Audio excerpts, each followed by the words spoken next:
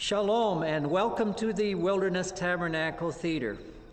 After almost 400 years of slavery in Egypt, the Israelites were finally released from the bondage of Pharaoh.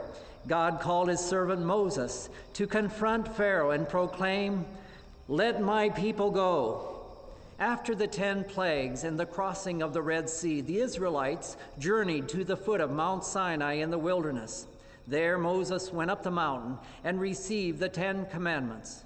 In addition, he was given the details for the building of a simple structure, a tent that would serve as a holy site among God's chosen people. During the next 40 years, it became a portable place of worship. God himself, in his divine presence, dwelt there with them. And now, with the sounding of the shofar and the singing of the Hebrew prayers, we will be taking you back 3,400 years to visit the Wilderness Tabernacle.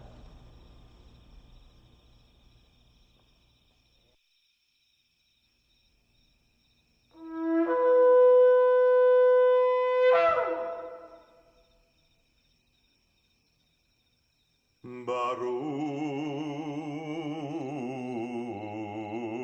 atah Hashem Elokeinu melech haolam asher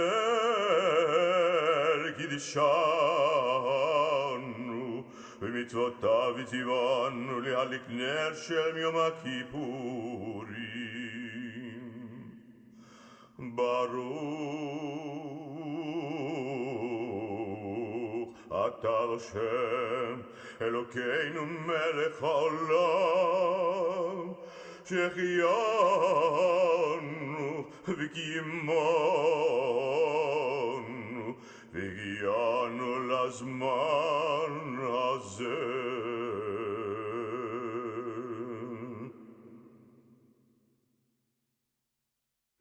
We know it by many names.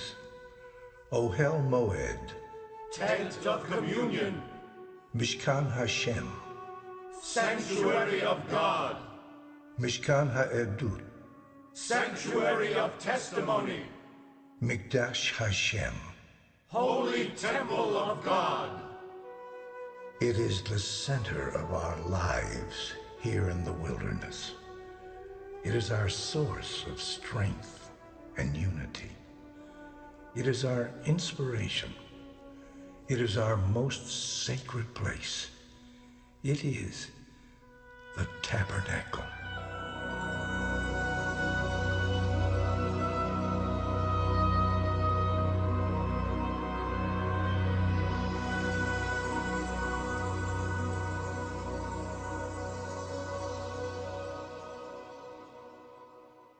I am an old man now, having grown long in years. My name? It is not important.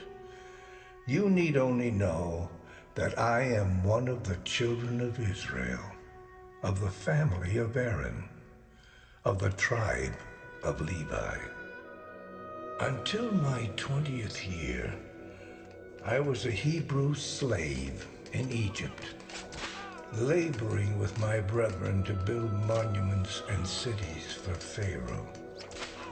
During our 400 years of cruel bondage, we had begun to forget our culture, our heritage, our language, and worst of all, we had begun to lose our faith in the Lord. But God heard our cries of affliction and sent Moses to deliver us from Pharaoh's oppression. A nation of 2.5 million did he deliver, dividing the Red Sea so that we might cross to freedom. I remember how Moses ascended Mount Sinai to meet with the Lord and receive the 10 Commandments, along with the 603 other laws of our sacred covenant. And when he had made an end of speaking with them on Mount Sinai, he gave Moses 2 tablets of the testimony, tablets of stone, written with the finger of God. Written with the finger of God. And with these laws, God also gave Moses precise instructions for the building of a portable place of worship that would reestablish the Lord in our midst. And let them make me a sanctuary, that I may dwell among them, according to all that I show you, that is, the pattern of the tabernacle, and the pattern of all its furnishings. Just so you shall make it.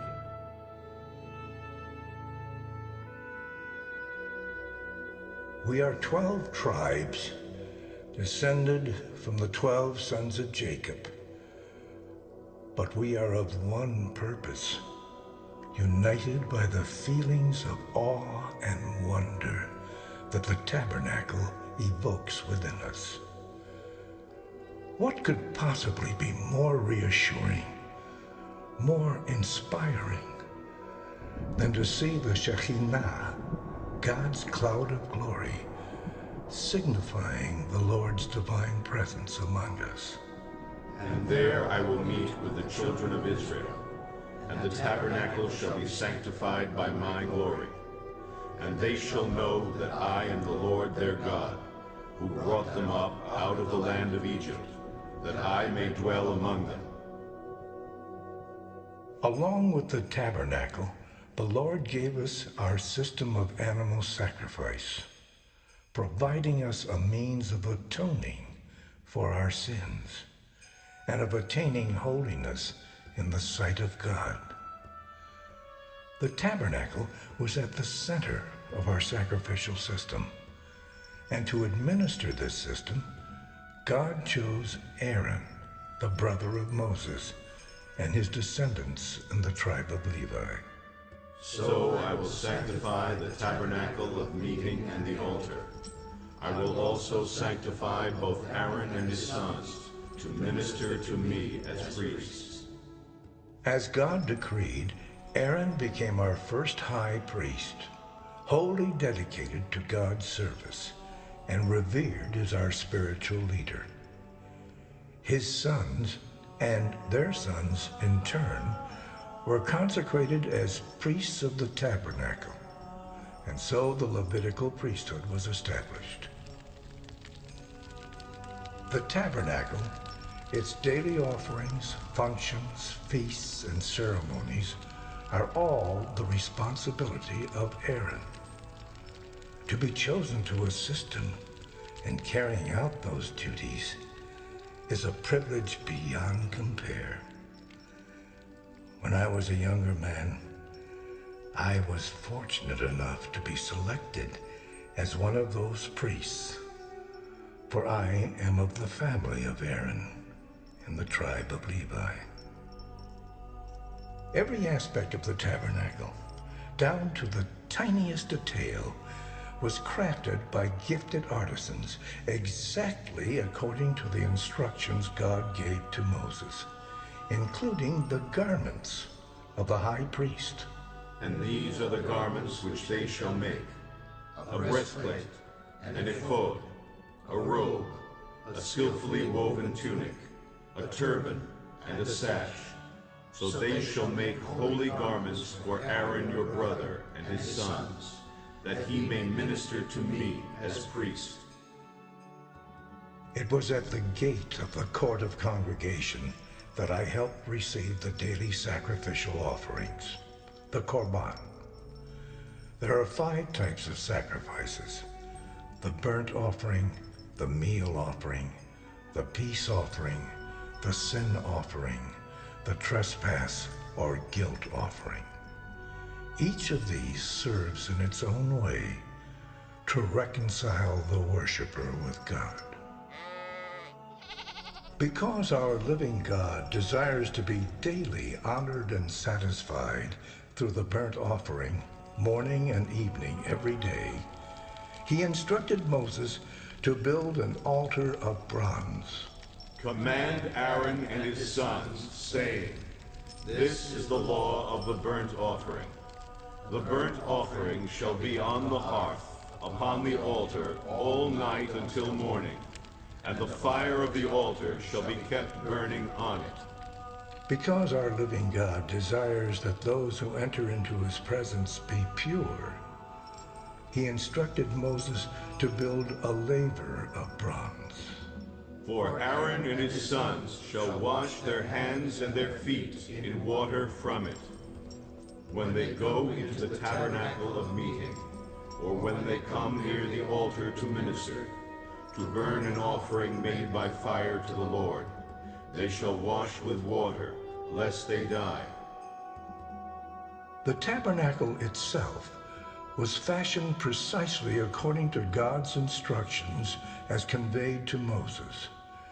In contrast to the elaborate temples we built as slaves in Egypt, the tabernacle is a simple structure, a tent, assembled lovingly of wood and gold and silver and yarn and fine fabrics, and covered in layers of animal skins.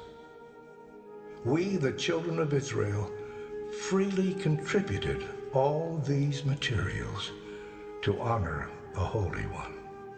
Then everyone came whose heart was stirred, and everyone whose spirit was willing, and they brought the Lord's offering for the work of the tabernacle of meeting, for all its service, and for the holy garments. Inside, the tabernacle is divided into two compartments. The first we call the holy place, for only the priests, those Levites who are consecrated to the work of sacrificing, can enter here. For the holy place, God commanded Moses to make 3 sacred items and set them within. The first, a 7-branched lampstand made of pure gold, its bowls filled with pure oil of pressed olives for the light. Aaron shall be in charge of it from evening until morning, before the Lord continually. It shall be a statute forever in your generations. The second item is the table of showbread, a wooden table overlaid with gold. Upon this table, every Sabbath, 12 fresh loaves of ceremonial bread are placed by the high priest. You shall set them in 2 rows, 6 in a row, on the pure table before the Lord. Every Sabbath he shall set it in order before the Lord, continually being taken from the children of Israel by an everlasting covenant. Finally, there is the golden altar, upon which the high priest burns holy incense, made from God's own recipe, as given to Moses. Aaron shall burn on it sweet incense every morning. When he tends the lamps, he shall burn incense on it. And when Aaron lights the lamps at twilight, he shall burn incense on it, a perpetual incense before the Lord throughout your generations. The other compartment, the Holy of Holies, is separated from the holy place by a veil. Only the high priest can pass through the veil to enter the Holy of Holies, and only on one day of the year, Yom Kippur, the Day of Atonement. And the Lord said to Moses, "Tell Aaron your brother not to come at simply any time inside the veil, before the mercy seat which is on the ark, lest he die. For I will appear in the cloud above the mercy seat." The mercy seat sits atop the only item inside the Holy of Holies, the Ark of the Covenant, crafted precisely according to God's exact instructions.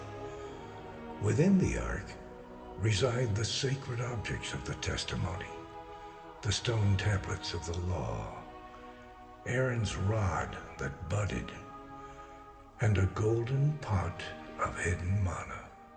And there I will meet with you, and I will speak with you of all things which I will give you in commandment to the children of Israel from above the mercy seat from between the two cherubim which are on the ark of the testimony.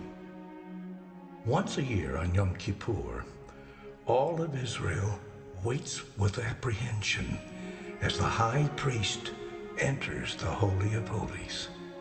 On this occasion only does the high priest wear the white robes of a regular Levitical priest. For he is not only atoning for his own sins of the past year, but for all of ours as well, for the sins of the entire nation of Israel. The propitiation is made through the blood of an animal sacrifice. For the life of the flesh is in the blood, and I have given it to you upon the altar to make atonement for your souls. For it is the blood that makes atonement for the soul. In this manner, we achieve a temporary reconciliation with the Lord, and so preserve our sacred covenant. For the cloud of the Lord was above the tabernacle by day, and fire was over it by night, in the sight of all the house of Israel, throughout all their journeys.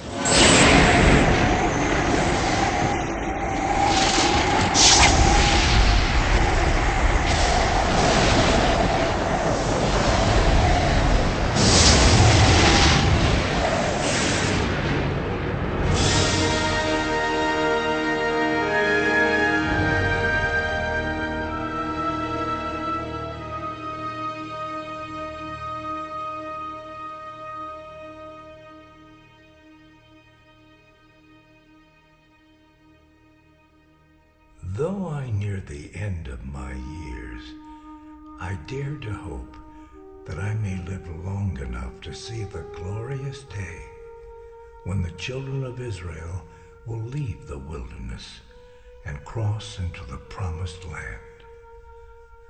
And lately, I dream of a great temple where the Ark of the Covenant will reside ever after, and where our services will continue throughout our generations. Yet I wonder, is there more? Does God in his infinite wisdom have a greater plan for his chosen people? Could it be that our blessed sacrificial system is merely a rehearsal, a shadow of wonderful things to come? Might the prophets of Israel be foretelling of a day when God will provide his perfect lamb as a final sacrifice for the sin of the world? Perhaps not in my own lifetime, but somehow I believe it will come to pass.